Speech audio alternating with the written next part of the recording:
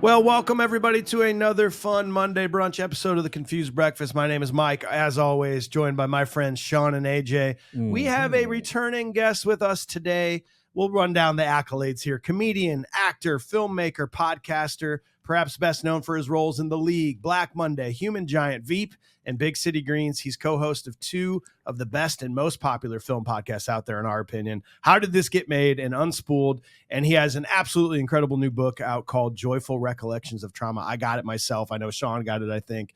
It's amazing. Personal hero of ours, Paul Scheer. Thanks for coming back, man. Guys, excited to be here, and thank you for moving mountains to make it happen. I think we had scheduled this a couple times, and things had popped up, but it was all worth it for us to talk about this movie. A movie that I will say people have been begging me to talk about on How Did This Get Made? And I said, no, I'm saving it for the Confused Breakfast guys. Hey, hell yeah. It really makes sense that we're doing this here, because I think that we all, if there were anyone to do this movie with, I think it's you, because I think we have the same mentality of this. You see the internet quite a bit where they're like, if you're coming up with a fan theory, by the way, your Rocky fan theory blew up on social media. Oh, that was all. The Rock commented on your page. I mean, there you go. I mean, come on. But that's what I'm saying. Like, you have the mentality to understand that, like, of course, this isn't what happened, but it's fun to talk about it, where the majority of the internet is like, you know, so there's no more subtlety. Like, I also feel like people always are saying, like, with How Did This Get Made? They're always like, you know what movie you should do? And they like pick like an art house movie, which is just like a weird, like, it's weird, but it's not bad. It's like, it may just not be like a traditional film. I'm like, no, that's not what the show is. But it is. Tarkovsky's The Mirror. How about you do a breakdown on that? Their perception of it. Yeah. Their perception of it isn't great or something. You know what I mean? Yes. And that's why they want you to do it. Yeah. Well, before we do dive into Hot Frosty, we did have a question for you. What are your overall thoughts on the holiday season and like holiday movies in general? Is this a big deal to you? Well, what is terrible for me is, you know, I work in this business where I get to make TV shows and movies, and I'm in all these unions. And during the this time, you get screeners. You get every movie that is out, every movie that's coming out, every movie that's going to be up for an award you get. And I'm so excited to watch those. But I only want to watch Christmas movies. So like my wife is like, can't we watch Nosferatu? And I'm like, no, we're going to watch Christmas Vacation and then Home Alone 2. Like I saved this time. It's like, this is my Mariah Carey. I listened to that song a million times this month, and then they'll go away. Like, this is my time to visit my old friends, these movies that I love so much. Ooh, can I ask you real quick? Is that your Christmas song? Or what's your top Christmas song? Oh, man, that's a tricky one. I mean, I'm going to say it's a banger. It never goes out of style. It just feels lame to be like, that's my favorite one. But like, you know, because it's sort of like the Paul McCartney one, I think, was hot for a bit. And people are like, oh, I hate that Paul McCartney Christmas song. But Mariah Carey, I've never really gotten to the point of hate. Like, I think she did an entire show at the Greek Theater out here in Los Angeles where it was just that song. I don't think, you know, she's the queen of Christmas. She's only got one Christmas song, or one Christmas song that people know, I would argue. I mean, right. I'm sure all the people are going to be coming on right now and be like, oh, wait a second, you got a lot of Christmas songs. And I'm like, well, the one that we know. Yeah. But I also like that, what is it, the Spinners or something like that? It's like, there's a bunch of fun, or the Waitresses. There's a bunch of great Christmas songs out there. You know, I got my Spotify going on. I'm listening to them all the time. I'm in. What about you guys?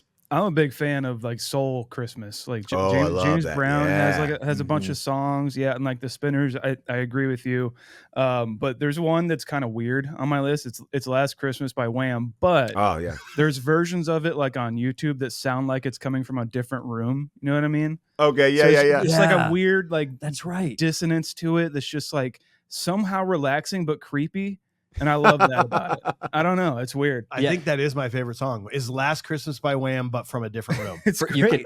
I will tell you this much. You know what is a Christmas song that really like blew my mind as a kid was Grandma Got Run Over by a Reindeer. I mean, that was to me the height of all things comedy.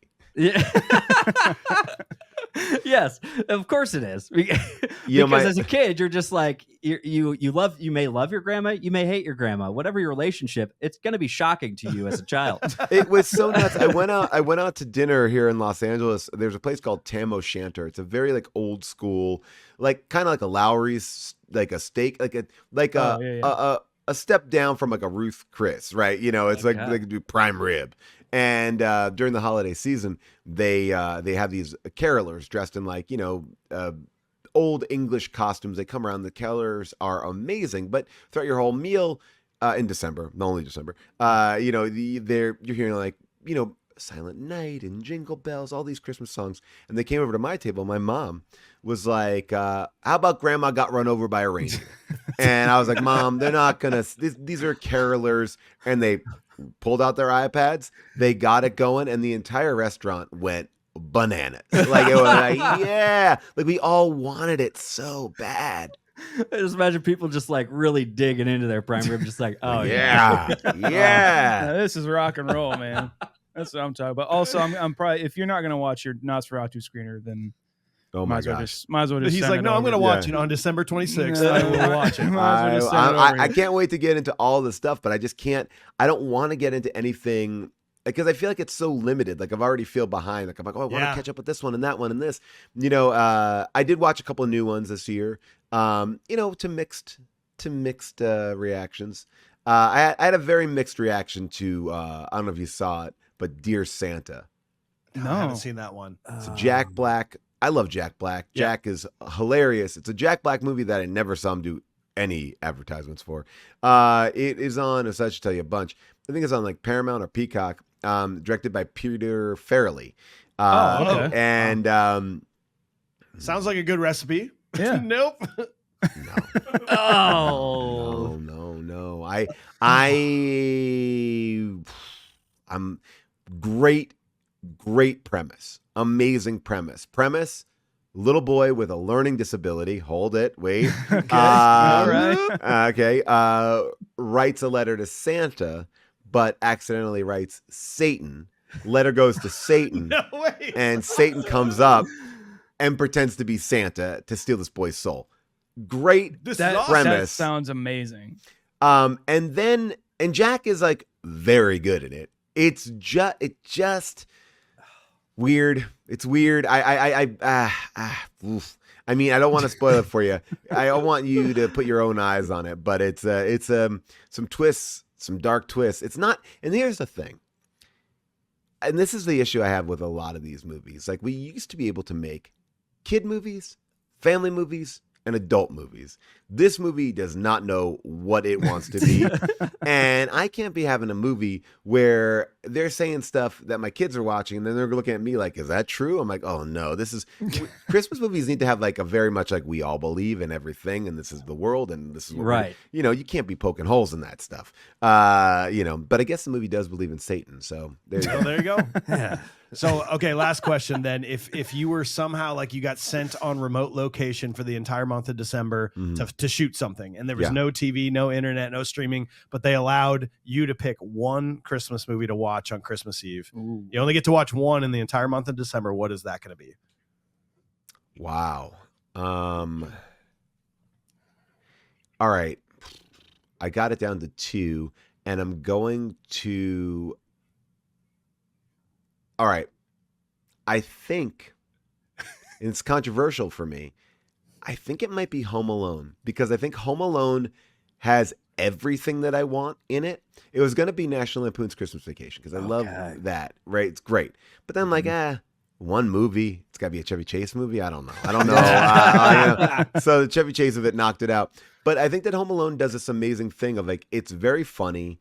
It gets better. Like I was not on the I have not been like Home Alone since the beginning.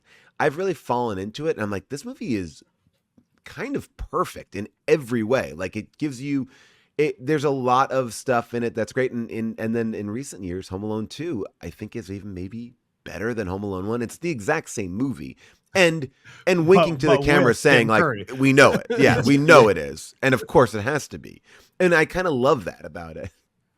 I think that's AJ's choice, probably. Yeah, because mine, if I'm bouncing between two, it is Home Alone 2, Or it's Lethal Weapon. Okay. Oh, yeah. The There you outlier go. one. Yeah. Yes, and I'm not in this like controversial idea of like the whole Die Hard is a Christmas movie or is Right. it not. That's not the argument I'm making. I truly have always believed Lethal Weapon was a Christmas movie. It starts It's a with Shane Christmas Black music. movie. It's Shane Black. Hello, exactly. It totally is, but it is. Well, you know what? Yes, that's a great choice. Yeah. What were we gonna say? Sorry. I was like, the one that's just kind of slapped into my Christmas world right now this year is Eyes Wide Shut. Oh, hell Little known yeah. Christmas movie. Yeah. I totally agree, especially like when they're the beginning scene when they're in like the dinner or whatever at his, I think it's his doctor's house. Yeah. Just the lighting of it. I'm just like, it just screams Christmas to me. There's Christmas trees there's everywhere. so much Christmas in that movie. We just did it on Unspooled, and I was like, it's aggressively Christmas. And to think that they shot that movie for like 3 years, like Tom Cruise must hate Christmas. Well, does Scientology believe in Christmas? Is that a thing? I wonder. I bet you they do. Yeah. They definitely have a parade here in Hollywood. They have like a Santa sleigh out in front of their place out here. I think their trees are like Star Destroyers from Star Wars. What do you guys got? What are the other ones you guys got? Honestly, about the Home Alone 2 conversation, that we just did cover that. And I think I said in our episode that I do prefer Home Alone. It's just because it seems like a little bit more darker for some reason. But I was watching Home Alone 2 again last night because it was just on TV. And I'm like, you know what? I don't know, though. Like I'm going to keep going back and forth between those. But anyway, Home Alone 2 has the comfort of being like, we knocked it out of the park. We're going to view everything that might have been something accidental that we found. We're leaning into and making it better. Yeah. Right. Like the uncle's funnier and weirder. Like Tim Curry's thing is really good. Rob Schneider's really good. Of course, DGT, Donald J. Trump in there. Get that. Wait, where is he at? Yeah. You got but like there's a lot of and the Bird Lady is an interesting story. Like there's a lot of fun stuff in it, and I think that they really, it really works. It's like I felt bad about it when I was like, do I like Home Alone 2 more than I like Home Alone 1? Yeah. Home Alone 1 is like a perfect distillation of a Christmas movie. Home Alone 2, I think, is funnier and still gives you all those feels that Home Alone 1 gave you. It's just a little harder buy-in. Yeah, they really go hard on like, especially the gags with Harry and Marv. Like, they go super hard. I'm gonna go Black Christmas for mine though. You are. I'm a horror boy. I can't not stick to that. Wow. All right. I have not seen Black Christmas. Oh, it's fantastic. Really? You know what? I'll put that on my list. Just to be different, I haven't given it enough run-throughs over the years, like I have Home Alone or whatever, but honestly, I might even say 8-Bit Christmas. And that's not pointing to you at all or your wife, but like that's every time I watch that movie, I'm like, this is perfect. He asks us love almost, this. like even not around Christmas time, he asks us almost every month if we've seen that. Have you seen movie. 8-Bit Christmas? Well, that's not a pander. Well, here, look, I'm not even in it, so it would be like, but I will take the compliment and bring it to my wife. But I think you're right about that movie because it does capture this thing. I think that like the best Christmas movies, it's interesting. Like we were talking about this on the over email, like what are these new Christmas movies, and are they actually like delivering on what those movies are? And I think 8-Bit Christmas kind of walks this line of like by pushing it just into the 80s. It just grounds it to something a little bit different. Like it just gives it like, oh, we can't get on cell phones. We can't do all this sort of stuff. And I think that part of like the magic of Christmas are those things. It's like we need to be a little bit more removed from technology for the magic to kind of happen. Because I was looking when we were trying to figure out a movie to talk about. I'm like, what do we talk about that is like an interesting, fun, new Christmas movie? It's. I was trying to really break it down. Like, what are the new Christmas movies? Yeah, I think 8-Bit Christmas is our generation's Christmas story. It's the way to look back to the old times, the good old days. Yeah. But yeah, let's get into Hot Frosty here because I think it's interesting that a lot of people think about Hallmark movies as being this modern thing, right? It's like only in the last 10 years is this Hallmark movie thing, and it's kind of been around forever, but I don't think it's been in its form that it is now. Like I grew up on a movie called The Night They Saved Christmas, which to me, do you remember that movie? Yes. That is a Hallmark movie, and it's just they were just weird cheeseball kids movies back then, and they've sort of evolved into this modern love story. it's formulaic movie that we all know of when we say Hallmark movie, you know? Well, you know what it is? It's like, it is folding laundry movies, right? Yes. Like, you know, and it's like you can walk in at any point and you're like, got it. My wife and I will put on Lifetime. We'll put on these things, and if you don't get the premise within the first 5 seconds after the commercial break, like it's not going to be one of these movies, and that's what this is. And what I think is so genius is that Netflix decides, oh, people like these types of movies. They're dumb, they're fun. It's almost like adults doing a kids play. It's like, yeah, we know this is dumb as shit, but we're having fun and we'll commit to it, you know. And it's like, and I think it's not trying to be, you know, it's shot in 14 days, you know, like, you know, you feel that there's never been anything cold, and they're shooting in the dead of summer, you know, it's like there's something about it. But if you oddly let yourself go, you can really enjoy it. And Netflix is so smart to be like, oh yeah, we'll start doing these, because I love these Netflix movies. I love those movies with Vanessa Hudgens. They're all great. Like the princess, the one where princess swap. They're all like Christmassy. She's got a whole like VHU Vanessa Hudgens universe there, where the characters even cross over. But those movies are good. They're fun. You know, they're nothing, but they're fun. Yeah, and I hear that this Hot Frosty is like a part of the Netflix Christmas movie universe, which I didn't know they had at all. Like, I think this is the first one and only one that I've ever watched on there. But I mean, this is the one everyone's talking about, and with good reason. It's fun, you know. Well, I mean, this is the thing I'll say about this movie. One of the reasons why we didn't do it on How Did This Get Made was because there is a movie that we did on How Did This Get Made called Snowman, which is, I would argue, beat for beat, the exact same film. Woman puts scarf on Snowman, Snowman comes to life, and beat for, like, so much so that I was like, this is wild. So that's why we didn't do it. But I will tell you, if we are talking about the Netflix Christmas universe, it is the Christmas Prince, then it's the Christmas Prince Royal Wedding, the Princess Switch, the Christmas Prince Royal Baby, the Princess Switch, Switched Again, and the Princess Switch 3, Romancing the Star. So I've watched all the Princess Switch films. I've also watched The Night Before Christmas, the KN Night Before Christmas, which is great. And then they go into, and I think this is the Netflix Christmas. I don't know if this is part of the universe, but they're the Christmas Chronicles, which is the Kurt Russell film. Yeah, that's right.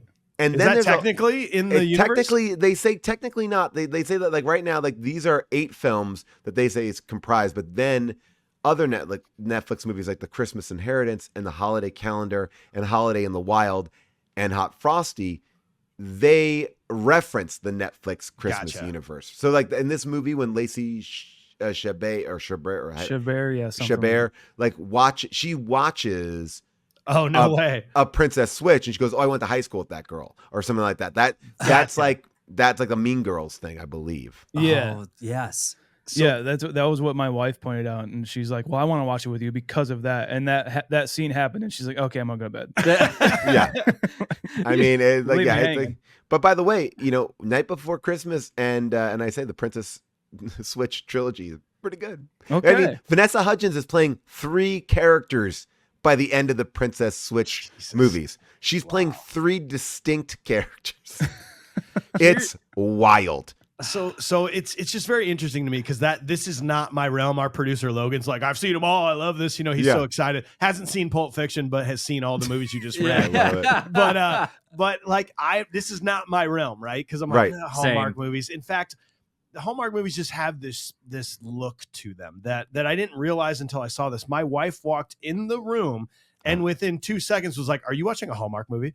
Like, it just, something about the way it looks is instantly in this world, you know? It looks like it. There's no doubt about it. This was shot for television. Like, and like, you know, and there used to be a thing, like, when you shot TV in the past, it was like shot on video, film was shot on film. Now it's all on digital. But you could tell the difference between, like, a Happy Days episode and, like, you know, Smokey and the Bandit, right? Here, they managed to pull that back. It's like, I don't know, everything's shot on digital, but this looks way worse. I don't know what it is. Like, it's the lighting or something.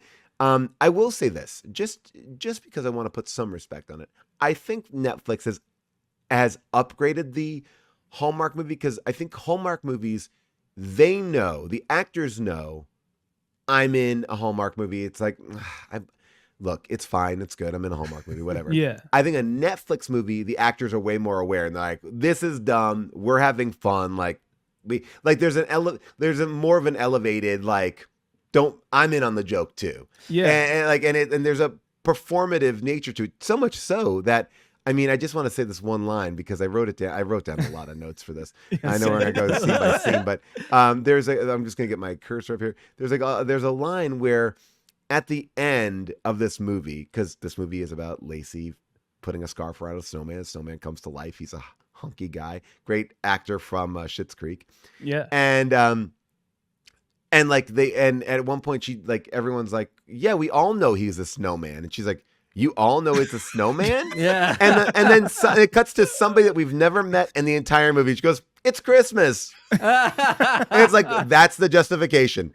Yeah. We know snowmen come to life because it's Christmas. That's it. That's just the way it works. And this that, is the to world me, they live in. And that underlines, I'm like, that's about the right energy for this movie. It's like, Yes. yeah. We're not going to go deeper. Yeah, of course he's a snowman who came to life. It's Christmas.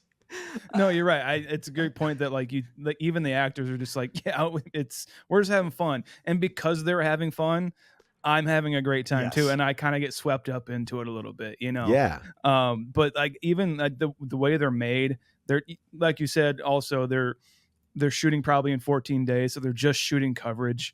And they're just getting it done, like having fun in between probably, and that's really charming. But yeah, I mean, the premise alone is it's just outrageous.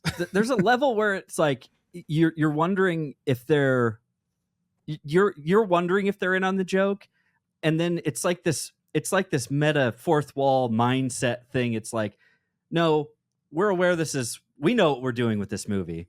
Netflix is aware of what we're doing with this movie. The actors are in on the joke. You should just get in on the joke as well, audience. Okay? Well, and like, right, it's like let like your guard down as a viewer. Yeah, it's like going to going on like a ride at Disney World and being like, I'm not really on a submarine. This is not fine. It's like, no, we're on the ride. We're pretending this is all. But here's what I'll say. And I want to break down a much bigger theory with you guys in a little bit. But I want to tease it out and say there are still, though, with that caveat, choices made that boggle my mind, because it is like, okay, so at one point it's like we're seeing that Lacey's like this great, like, she runs this restaurant, everyone loves her, it's a small little town that seems to just exist around a town square. It's great. I have no questions. I'm not worried about that. I know they can't afford that many extras. When they do the overhead shot, it makes me feel sad. But there's like one point where she's delivering sandwiches too, even though she runs the restaurant. And the woman's like, turkey sandwich, no mayo. I'm like, and she's like, here it is. I'm like, turkey sandwich, no mayo. I'm like, ooh, you eating that shit dry? Yeah. Like, what the fuck? No, you don't have to put mayo on it, but nothing? Like, just you're raw dogging a turkey sandwich? Yeah, like, dude. When it's choices like that, I'm like, who wrote this? Like, whoever is like, oh yeah, I'm turkey dry. Yeah. I'm turkey, no nothing, no sauce. Jake Blues is walking through this town or something, like dry white toast or something. Yeah. Right? It's like, it's like, I thought people were normal here, maybe at least a little. No, you're sadistic because of this sandwich. Yeah, everyone's the people who are in this town. Well, this and then I don't know, like, and we're supposed to like Lacey, right? But I mean, we do meet her. We meet her. She's living in a house. It's in ill repair. Got it. We're understanding she doesn't have time for a man, and we learn later why. We'll talk about that in a bit. But what I do love is these two people that run the thrift store. They're like, "Hey, you need a man, and you know what? This is my lucky scarf, and help me find this guy." And we are so happy. What does she do? 2 seconds later, she takes that scarf off and puts it around a snowman outside. Like, what a dick! I hate her now. I'm like that was like her prized possession that she just gave and walked away from. This scarf meant a lot to me. Like, what are you doing? Like, if she saw you do that, like, that's the scarf that got me laid. Like, yes. Fuck. And maybe to her giving her some credit. Maybe it's like the consummation quilt, though. Maybe she's just like, Then bring it home and put it in a drawer just in case. Like at one point they're like, can we have that scarf back? It means a lot to us. It's a family. It's a family. We obviously keep it and refer to it a lot. You're not the last person or the first person we've given that to. Yes. Yeah. This is the boyfriend scarf. We prefer that you just don't leave it outside somewhere. Right. Thank you. Yes. Here's the thing that's so weird to me is like these movies ultimately, like Lifetime movies are sex movies, right? They're very much like Lifetime movies are for horny people that don't want to watch porn on some level, right? Like there's like they are afraid of getting killed at every second of every minute of the day. Yeah. Sex will kill you, but they also do want to have sex. It's like Lifetime is more like the just a little bit more like the Cinemax versus the HBO of like Hallmark is heart, but I think that like these movies kind of combine a little bit of both. Like there is like a heart and kind of like it's not as chaste as Hallmark movies, or at least that's the way I view it. I mean, Lacey is a little chaste in this, but I think they're open to like people being a little bit more fun and flirty a little bit. I don't know. Yeah, I agree. And with Kathy, the character of Kathy, it's kind of interesting where you're like you first start off with her and they're like jump cutting her getting out of bed, which is a weird choice too. But by the way, I like that you referred to her as Kathy, just like I've been referring to her as Lacey, and that's really I'm glad we put some respect on her. Yeah, exactly. It's a great character. Yeah, but like we're kind of made to believe like, oh, is she the town piece of shit? Right. Yeah. Like she has nothing together. She's really never at her restaurant. No, she wakes up, her alarm goes off at 7:10 for a breakfast place that she runs. Oh, I would assume people will want breakfast before 7:10. And also she says chocolate chip pancakes are only available on Sunday morning. What? Excuse me? Like I'll go to the IHOP like 2 miles down the road. It's also like the easiest thing to do. You just, the pancakes that you're making, sprinkle them in, cook the same way. It's not like, we got to do a whole thing. Like when she said that, I was like, you run a shitty restaurant. Yeah, we don't have our homemade farm-to-table chocolate chips. We only get those on the Sunday morning farmer's market. What's going on, man? Like you've got the Hershey's, the Toll House, whatever, just sprinkle them in. It's if you bought them for Sunday, you got them for the whole week. Yeah, exactly. No one's ever finished a bag. Yeah. Okay, there's one kid in this town who wants those. Like you've probably got them for the month. All right. Well, now what about the idea that this restaurant seemed thriving? Like people were in there all the time, but yet she can't pay for someone to come over and fix her heat. She's desperate. Why does she have to do it herself? Like, why is that the lesson of the story? Fix your own heat. It's like she's a business person. She's running a successful business. Like, hire her. That this town could use your money. Like you could help somebody have a nice Christmas. And as we learn later too, she's got enough. She can buy panes of glass and be like, you know what? Don't worry about it. Yes, exactly. We're even. That kind of a thing. Because it doesn't look like she's like neglecting it. It looks like she's literally living in a hellscape. Yeah. It's just always been that way, and she wants to leave it that way in memory of her husband. Let's talk about it. I mean, her husband died because of cancer. Yes. Which was the funniest reveal of all time. There's nothing funny about cancer, but the way that the Snowman finds a sheet of paper, it's like, eat breakfast, go to work, get cancer treatment, watch Nosferatu screener. Like it really is like who's writing this to-do list? It's crazy. Oh my gosh. But I guess I guess the idea is like her house has fallen into disrepair because, ever since her husband died, that's what her husband did. But it feels like she's still Like, I guess she doesn't want anyone to touch the house besides her husband. And if that's true, then she was very fine with the other guy touching her house. Yep. Snowman. So it's a metaphor. Touch her house. Yeah. Right. You're right. It's a metaphor.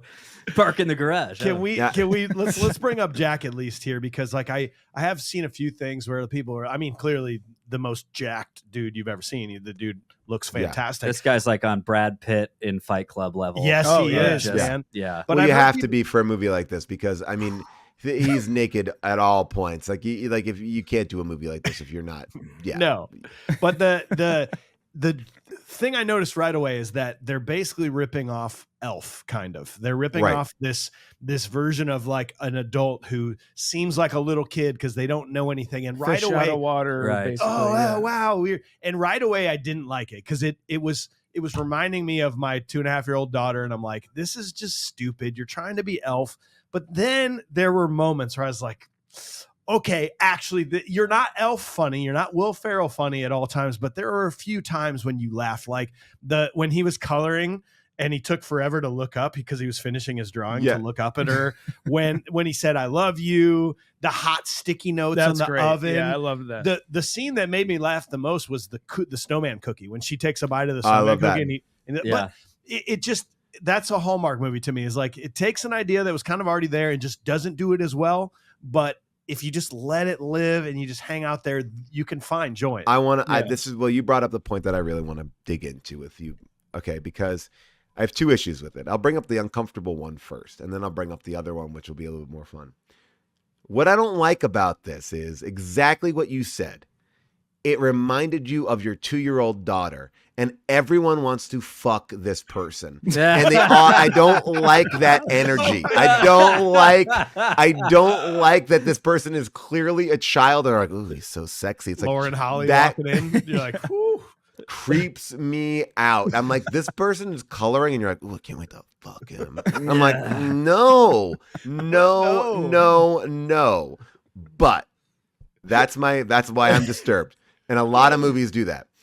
Here's the thing about Elf that's great. And by the way, that's another, like, that might actually fight for the Home Alone spot. Yep. Because Elf is, I realized that after I said Home Alone, like one of the recent, I think the best Christmas movie in recent memory besides 8-Bit Christmas.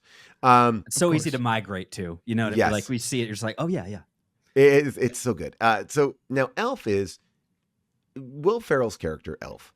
Elf, his name is Buddy. Buddy is he is a grown human, or he has been living a life. He has these experiences. Now, he may be naive, but he is at least on some level, like, he's got I do have an issue with that too. Like, he's very childlike, but okay. This snowman immediately becomes sentient, and I'm like, what is the world that we're living in? Because is he a zombie? Like, does he have memories? Like, he feels like on some level, like he becomes like sentient, and it's weird because it's like, what does he know? What doesn't he know? How can he, like, I just think you'd be screaming from the moment that you get turned, like, what is this? What am I? To be honest, and the question is what does he know? What doesn't he know? But how does he know what he doesn't know? Right. When he says, "What's cancer?" Yeah. You know, like, but yet he understands everything. God. Yeah, he does talk about God. Of course. Well, and he's there. He sees her. As the snowman, he's experiencing her walking up and putting the thing on. So has he just been? Is he though? That's what he says, doesn't he? You like, at the minute he was built, he was like, yeah. Or are we saying that everything that we built, create, he's still watching and understanding what's going on? So the minute, so anything that we ever do, we're having like a sentient human. We have a soul. A soul watching is in every snowman. Yeah. And you'll never unlock them, but they see everything that's happening right now until you unlock them with the magic scarf. And I don't like that at all. Yeah, I don't like. By the way, they have a slow death every time it gets warm out. They just melt, and they're screaming on the inside, but you can't hear them. Yeah, I wrote down this. You said it perfectly, but I want to say it again because it's like, I don't know what cancer is, but I know about vampires. Like, he's learned the wrong things right out of the bat. It takes me back, and this has been an ongoing joke on the show for maybe a little while now, but now I just have to say it. This is basically Encino Man. Oh yeah, right. It's like, it is. I mean, it's Encino Man. It's Encino Man. It's like he immediately starts learning. Oh man. Oh boy. There we go. He immediately starts learning the moment he starts like seeing the TV, right? It's TV. Yes. It's like TV, and he's learning from TV. What kind of channels does she have, by the way? It's just like YouTube TV. I don't know. But exactly. Anyway, sorry. I think it'd be, but he shouldn't even be able to talk ultimately, right? Right. Like, he should like the fact that he sees himself naked at first, and he's like uncomfortable with that. Like, So I'm like, where is that coming from? So we're born with that. We're born with natural shame. Right. Yes. Yeah. I mean, there's two guarantees when the moment you're born: constant shame, and also don't talk about poop. You know, and number one, does he poop? Number two, look, you said something uncomfortable. Yeah. I'm gonna bring it up too. Does he have a dong? Yeah. Do you guys think he's actually, or is he like Ken? Yeah. But I mean, is this an Edward Scissorhands situation? Like, I appreciate you bringing it up. I'm gonna go with the idea that yes, he definitely has a penis and a butthole and everything. It may not work, right? It may not work, but I think that he is, because I thought he was only crafted from like the waist up, right? When she saw him, but maybe I'm wrong on that. I think you are right. Oh, yeah. But Lauren Holly and all these other women are very infatuated with what he has. Like the old lady, right? Very much loves what's going on. There. Oh yeah. Yeah. The first time the old lady and the old guy walked by, I mean, she needs to get a better glimpse of this warlock thing, this wand that he's packing around. Well, but by the way, this is what I'm saying. Like, this is a movie that is like sex positive. They wanna bring him over. They want to get him. Every woman wants to have this guy around, just doing work for them. Like, it is weird, and this is like the stuff where you can get wrapped around a pole forever. But it is like, we just have to buy it. We have to go, yep. He is a human. He is a human, and he always was a human. Like, I think it would be so much easier to say, like, okay, so we did another movie on How Did This Get Made called A Very Nutty Christmas with Melissa Joan Hart. Melissa Joan Hart has her own company that just makes Christmas movies, and a lot of them with Mario Lopez. Perfect. Get into that. That's a whole other thing. But The Nutty Christmas. AJ's writing it down. Please. It's worth it. The Nutty Christmas is about a woman who runs a bakery. Okay. A successful bakery, but she doesn't take care of herself.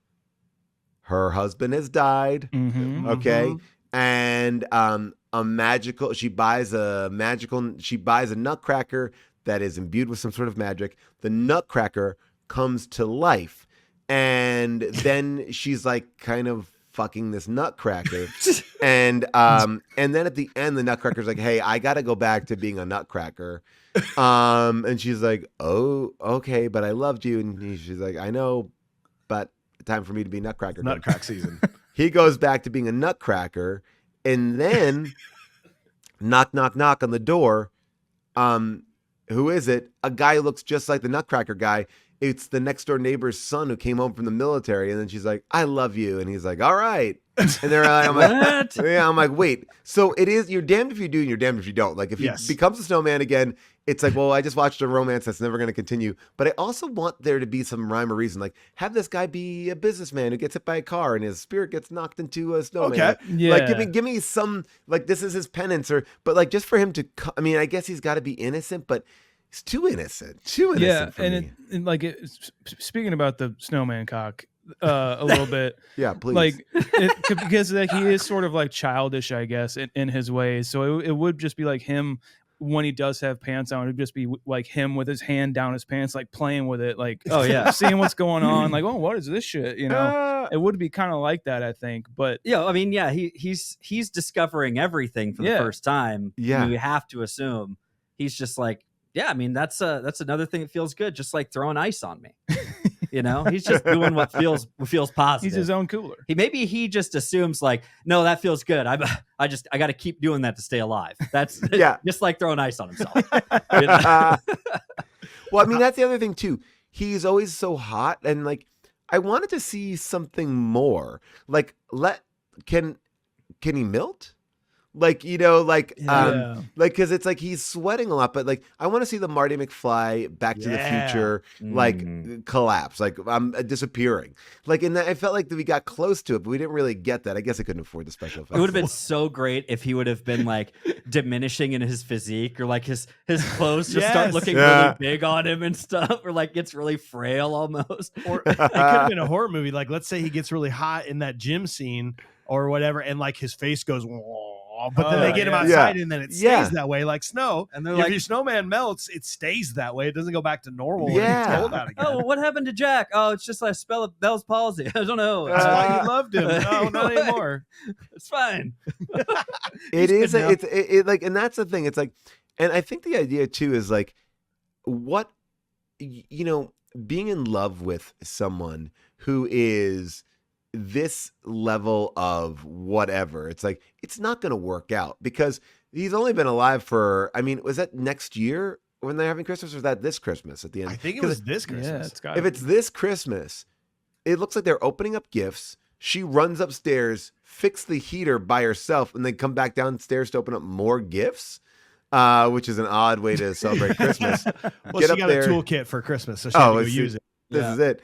But again, it's like, I just want to like, I don't know. I feel like he's like indentured to her. Like he can't leave her. Like, you know, because like, what are they going to talk about post this moment? Like, you know, it's like he has no history. He's got no life. He's got nothing, you know, I mean, and like, does he even know how to use that dick and butthole? Yeah. Right. I think it's clearly evident that he does by Christmas Day because she's in. She's all right. At this all right. The other thing too, and I think you're kind of right. Like after this point, like what happens when he gets a cell phone, discovers like Instagram, and he's just he's like, wow, there's lots of other snow girls out there, and there's lots of other like, you know, there's lots of other cool places I can go. You know, I haven't really traveled much. I'd like to go travel and, you know, get out and see the world. And it's like, okay. Well, I guess the question is too, is like, so what's magic? Is a scarf magic? Because if the scarf is magic, we got to hold on to that scarf. But it seems like the reveal at the end is he doesn't have the scarf anymore, but who does? And can that scarf work on any, like, can you put that around a fire hydrant and then like the person would come out and be like, I'm a fire hydrant now. Like, I don't know. Well, fan theory here. I'd like to believe that actually the shop owner husband was a snowman. And the shop owner lady put the scarf on him, made him into a real person, and she knew this was going to happen. And so that's why she's like, she says something so ridiculous. She's like, you know what they always say, good things come when you're out in the cold. It's like, no one's ever said that. No, that's no not a, you that's not son a of a bitch. You've been holding on to this theory for 45 minutes before you reveal probably the most interesting element of this movie. I think the whole town is snowmen that have turned into real people. Wow. Oh, wow. She's building her She's own building town. a town. She's the mastermind of basically like a minion city or something. This is kind of weird. This is like Santa Claus. Well, like so 2 or 3. she's got to be a master snowman maker too now, because like she wins the competition every year. I was gonna ask like who built Jack? Correct. That's never a thing. Right. No, this is an 1.5 hour long movie. We don't have time for that. Just know that in every Hallmark movie, there's some sort of a cool town competition that we all do, but we're not going to talk about it. Move on. Hour and a half movie. No, well, but I will say this, because now you're bringing up something that I did write down when I was watching the movie. It's like that couple. And now that I see it this way, I love it. They did seem like they were going to reveal some magic. Like they did, like we are missing that piece. And it could have been a line. It could have been something just to be like, well, you know, she could have just been the wife and the guy at the end, like, save that scarf. There's a lot of single ladies in this town. Or they give it over to like the girl from Eastbound and Down, like, here's a scarf for you. Good luck. You know, it's just 2 more months. You know, like, give me something that we know they're in on it. But here's the other thing. It's like, no, they choose to focus on this cop subplot. I love Joe. Yes. It's great. You know, like, but at the cop pubs, the subplot of the cops was, why are we driving this so hard? He's trying to persecute this guy, or he's trying to arrest this guy who broke into a thrift store. They don't seem to press charges. They fix the window. It seems like it's all good, but I don't understand what's going on. Yeah, we just get Craig Robinson, like he's so steadfast and so like mighty about his job, and that's like the anchor and like the I guess the driver, or like the, you know, the inciting incident that's going to get Jack. And it's like, really, that's what we chose? If this wasn't Joe and Craig playing these two roles, like, I think the whole movie would have derailed. Speaking of people having a great time being in this movie. Oh yeah. Well, and I was gonna say too, just on the note of, you know, are you into it or are you out of it? You know, having Craig Robinson and Joe Latrulio in this and yucking it up and just like chewing on it and having so much fun on these ideas, is what helps me to just be like in on the joke again. Like Well, if there are it's no-namers in here or something, right. you know, I wouldn't be as bought in. This is, I mean, and look, I don't want to come across mean in any way, but I will say it with that, like, and I think when you upcast these movies, those parts, it makes it all much more fun. Like, ultimately in the Hallmark world, like the side characters are always the funniest people. Like they always have the best bits, but then you up it just a little bit more. And these people I just think it's like the upcasting here. It's like, yeah, I want to see them. I don't care. I buy whatever they're saying. It's like, I am in, I want to see more of them. It is just a funny, like ridiculous runner. And, you know, like Craig Robinson is out there like talking to himself, walking you through the ATM, the video footage of the ATM. I'm like, great. I'm buying it. I'm in. But it is, you're right. It kind of lets you know, like, we got it. We know what we're doing here. Yeah. You know, but it's also, it's like this idea that I feel like we miss out on in movies. It's like, it's not meta though. It is a straightforward rom-com that is a holiday movie. It's not trying to undercut it. It's just people playing these roles that are, it's again, like performative theater. It's like commedia dell'arte or something like that. It's like, you know, it's like they're doing a lot of mask work. No, that's a good point, because they are never like turning to the camera and being like, "You get it, huh?" Like, there's no big wink. Right? No, know? they're so in it and like committed to it, and it's committed to being a quote unquote bad Hallmark movie. Yeah, that it makes it so entertaining. And like, I even think the main guy is Jack, Dustin Milligan. I think he's good in a lot of the parts and a lot of like his scenes that he has. I think he's extremely charming and kind of, and like especially the funny bits that he has, like the comedic bits, like the hot sticky note on the oven. I think why is that so funny? He plays it so great. I think. Yeah. There are points where I'm just like, yes. But then I have to like take a step back and just think to myself, I'm sure this is what they're going for. I don't like to have to do that though. I know that's me being picky about it and everything. But like, I'm trying to think of a really good, like, it's his slapstick or kind of, you know, when there seems like there should be a slipping noise underneath. Right. Or like a cat meow, like meow, like, you know, they throw something. Yeah. Right. And that's where I get that's where I do get frustrated with it, because he is really, really taking it to the next level of the kind of yucking it up. And between those three though, like Jack and the sheriffs, you know, those are they are still some of my favorite interactions to watch. When you have them going back and forth eating the ice, that was really funny. Yeah. He has this shining moment where he's like, "Why isn't there any liquid with that ice?" And he's like, "Because I like to eat the ice." It's like, that was a great little line and delivery. Like, I don't know why I loved it so much. And then you just have Joe LaJulia who's just like kind of helps himself at the end. Yeah. And I really like that. To me, this made me think and want that I wish I could now go back and have a slightly different version of this where I get to only watch it from the perspective of the sheriff's department. Ooh, and they're trying to solve a crime. In the Netflix Christmas universe, that's a possibility. I want that. Like, they're listening right now. If they could just create a buddy cop movie that somehow brings in that Lethal Weapon aspect to them. Make it like Carry On. Like, let's put some weight on it. Like, let's put some stakes into it. Put something into this. Yeah. And like, they are trying to solve, and then I killed a kid. Yeah. You know, it's like I shot a kid. It's like, wow, this went really dark really fast, but they're still trying to solve a Hallmark Christmas movie. Well, what if it's like there is a larger plot at play, but we only saw them solving the Snowman plot. Like, the bigger plot is that there are terrorists in town. They're gonna poison the water supply. Device. Exactly. This is like the side funny plot for that. Craig Robinson does, in fact, like, it's like Lethal Weapon 3 where he accidentally does shoot a kid and it's his son's friend, and he's like, oh no. It's just like, you're just trying to solve like a break and entering, man. Well, so like he builds a kid snowman, so he gets that kid back and puts a scarf around him. So Oh, that's great. The terrorists are in town trying to get the scarf, Yes. so they can build like their army of whatever they do. Oh, I love that. A bunch of just wrapped. Now, here's the thing, though. The scarf would only be good for one snowman at a time until they're made real. Why was he made real? Did I miss that? No, they just kind of.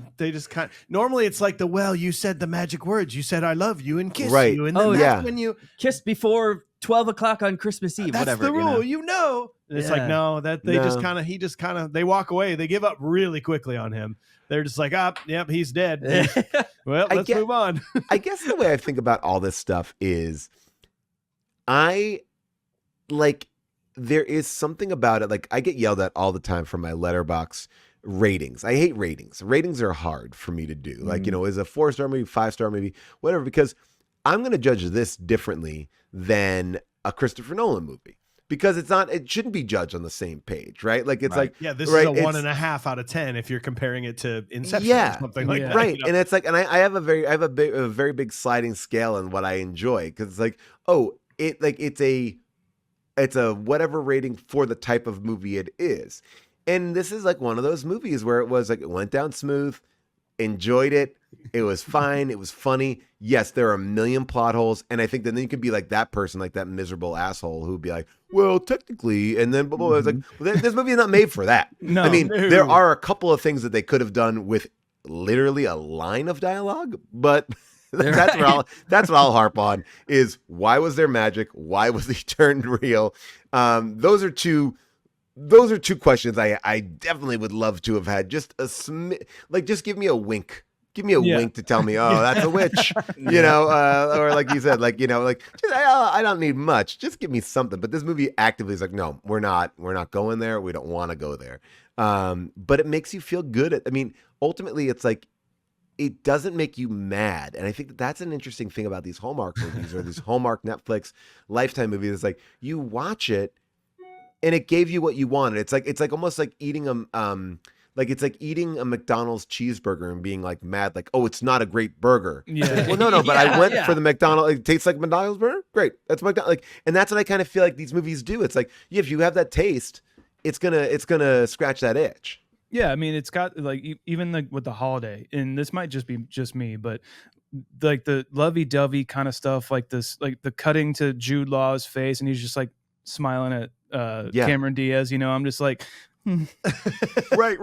But also I'm like kind of cringing a little bit because it's like awfully cringe, you know? Right. But like this the same kind of movie where like any time they do this, I'm just like, oh, but I'm like, but you have me though.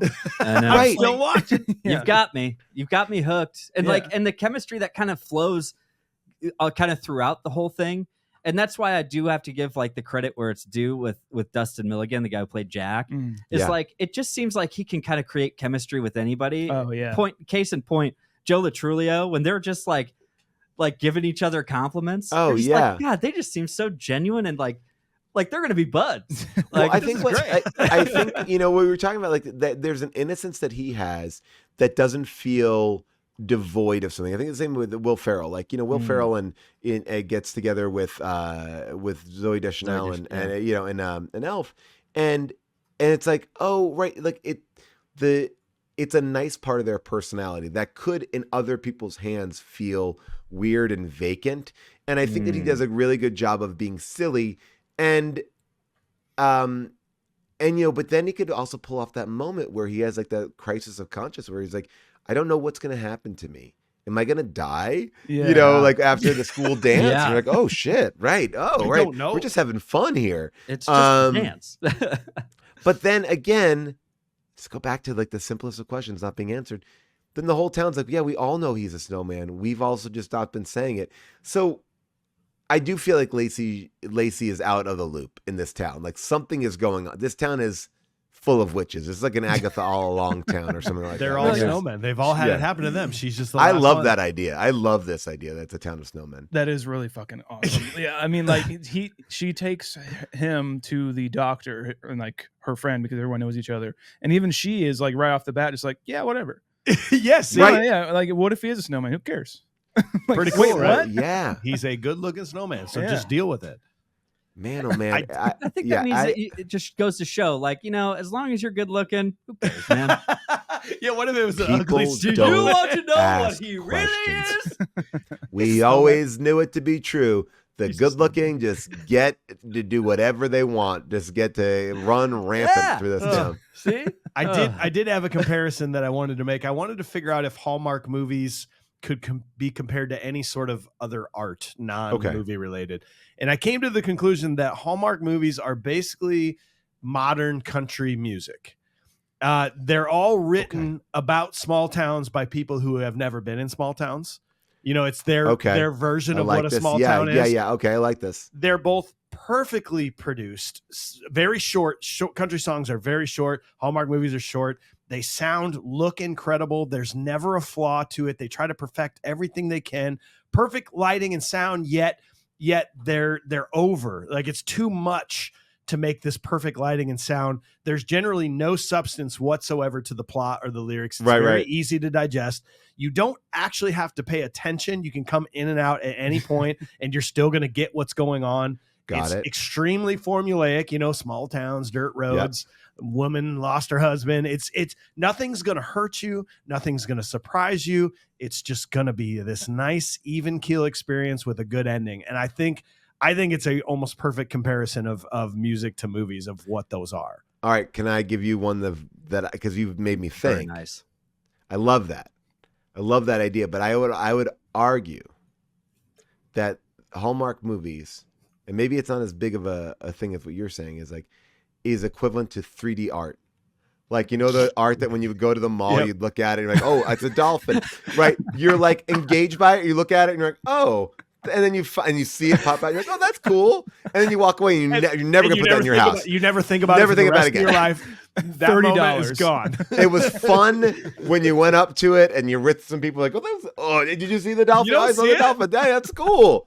That to me is what it is. It's like, and you walk away and be like, you should go check out that 3D art place. You can see a dolphin. Oh, yeah, it was fun. Do you see a dolphin? I did. Yeah, it was pretty cool. You have a short conversation about it, and then it just so happens that you end up getting one for like a dirty Santa gift or something. Right. You're like, oh, well. They'll enjoy it ish. Yeah, it's cool. Yeah, you look at it and you're like, wait, I need something from Hot Topic. It's like, you know, it's like these things have, like, I say the best like dirty Santa gift, white elephant gift is a Nerf gun, because it is fun in the moment. Like, you get a Nerf gun, oh, pop, pop, pop, pop, pop. Who cares? Like, what happens with it, right? Like, it was fun and it goes away. and it's like, because it's like a lot of the times it's like, oh, now I have to keep this thing. Now what am I doing with this? Like, hang it up when they come over. It's like, you know, put pop, and you go.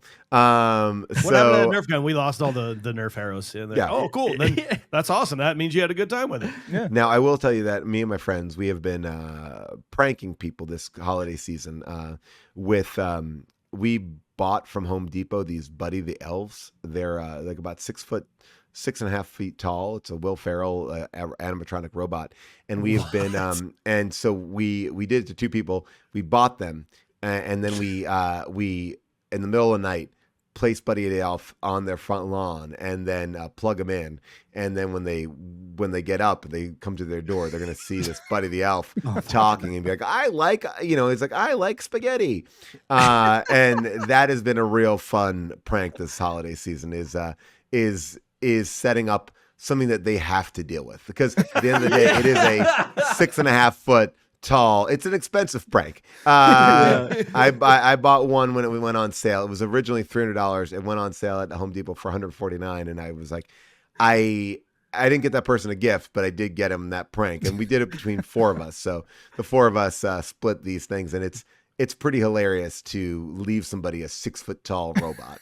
I mean, I feel like it's a gift that can keep on giving to the next person to play the prank on. That's my hope, is like that. This is just the beginning of a baton pass. That's amazing. I got to get rid of my e-bike to put this in my garage. Right. Yeah. What right. am I Exactly. gonna do with this? It's a funny inconvenience. So you have to go with, like, it's got to be that level, or it's got to be like, but the middle level of inconvenience is the worst. It's like, oh, do you want me to have this? I don't want this. I guess I have to keep this. Like, what am I doing with this? That's where we're in a zone of where it's rough. I want you to take care of it. I want you to clean it every year and put it out every single year. Yeah. My friends did a very similar thing when we moved into a house like 4 years ago. And they're like, I was like, well, we don't have much furniture, but we can like all hang out and just, housewarming thing. And they're like, oh yeah. And they bought and brought over a big inflatable L section couch, like huge, huge. And they're like, yeah, we'll just blow it on up and like, it'll be fine. And then they left it at my house on purpose as a joke. And I was like, what am I gonna? It's inconvenient. It's like rolling up a small bounce house. Yeah, that's so funny, dude. Well, speaking of Home Alone, I have a theory that every house you buy that's been lived in by somebody else, that when you move in, you find like a copy of Titanic, the double VHS. Like it's just there. It just comes with every house. It just happens to be there. And like Home Alone should come with like every house. It should ever. I love that. Yeah. So the 1999 VHS thing. I've always really wanted, and this is like my own. Like I want people to take pictures.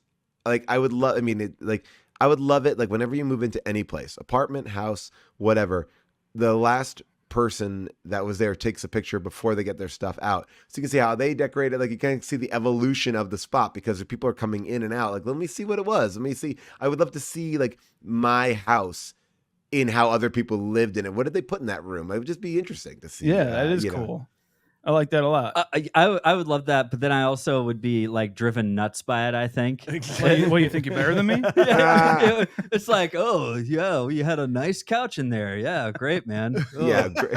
Yeah. It's just like, it's like, or it would be like, God, these guys are really bad at decorating or something. Yeah, well, yeah, well, they do feel good about it. It makes me feel better, I guess. Yeah. But like at the end of Hot Frosty, I have to say too that